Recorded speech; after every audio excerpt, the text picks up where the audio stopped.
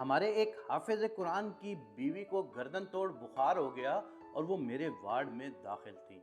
इलाज से काफ़ी अफाका हो रहा था। एक दिन शाम के वक़्त मुझे वार्ड की नर्स ने टेलीफोन पर बताया कि वो बीबी ऊंचे ऊंचे कलमे पढ़ रही हैं। मैं घर से भागा, जब वार्ड में पहुंचा तो वो अल्लाह को प्यारी हो चुकी थी। ये मरूमा नमाज रोज़ा की पाबंद और हाफजा बताई जाती थी। एक नौजवान दिल के मर्ज में मेरे पास ज़ेरे इलाज था। मैं उसे देखने गया तो वो रेडियो पर गाने सुनने में मशगूल था। मुझे पता था कि इसका मर्ज ला इलाज है। मैंने उसे कुरान पाक पढ़ने की तरगीब दी तो कहने लगा, मैं हाफिज कुरान हूँ, कुरान भी पढ़ता हूँ और गाने भी सुनता हूँ। मैंने पूछा कि कौन सा काम ज्यादा करते हो? कहने लगा, गाने को ज्यादा वक्त देता हूँ। जब मर रहा था तो मुंह से गाने की आवाज आ रही थी। कलमा नसीब न हुआ। कैसी बदनसीबी है कि अल्लाह के कलाम को गाने से कमतर समझा तो मौत के वक़्त कलमा जैसी अजीम नेमत से महरूमी हुई। एक डॉक्टर आखिरी वक्त में रीडर डाइजेस्ट तलब कर रहा था और उनकी बेगम पास खड़ी कलमा की तलकीन कर रही थी।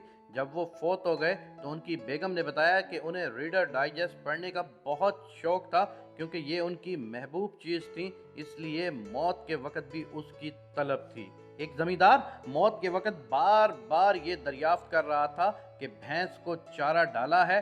ये शिकायत जब उसके रिश्तेदारों ने आकर की तो मैं चौंक उठा और समझ लिया कि इसका आखिरी वक्त है, क्योंकि इसकी सारी जिंदगी भैंस और चारे में गुजरी है। इसलिए मरते वक्त वही चीज सामने आई और कलमा से महरूम हो गया। एक मरीज मेरे वार्ड में दाखिल था। उसका मर्ज यकदम शदीद हो गया।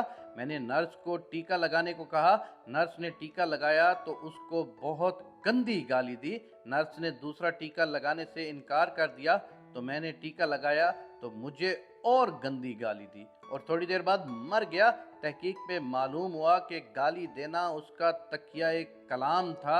हर बात पर गाली देता, जिसकी वजह से मौत के वक़्त यही चीज़ नसीब हुई। मेरे वार्ड में एक नौजवान गुर्दे फेल होने से मरा। 3 दिन तक उस पर नज़ा की हालत रही और इतनी बुरी मौत मरा कि पिछले 40 साल से मैंने ऐसी मौत नहीं देखी।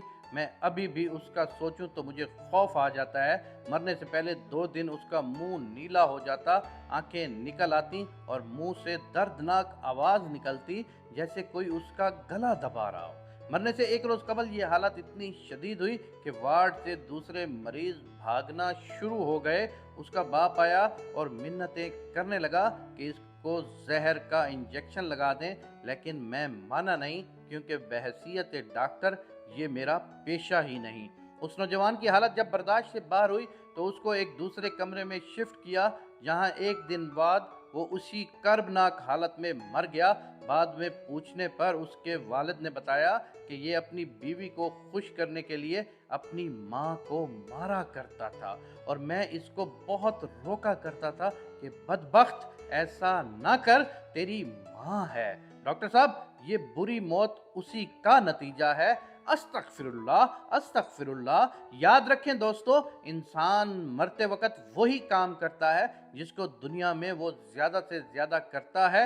अपने आप से पूछिएगा कि मैं कौन सा काम सबसे ज्यादा करता हूँ या करती हूँ, और वही काम करते हुए मौत आ गई तो क्या रब को मुंह दिखा सकूंगा या दिखा सकूंगी? अल्लाह पाक हम सबको हिदायत दे और राह रास्त पर चलने वाला बना दे। आमीन। और कोशिश कीजिएगा कि अपनी लाइफ में सबसे ज़्यादा अस्तगफिरुल्लाह किया करें, अस्तगफिरुल्लाह पढ़ा करें, और इसका सवाब ना सिर्फ आपको इस दुनिया में मिलेगा, बल्कि कोई अस्तगफिरुल्लाह अल्लाह को आपकी कबूल हो गई तो आप आगे बख्शे भी जा सकते हैं।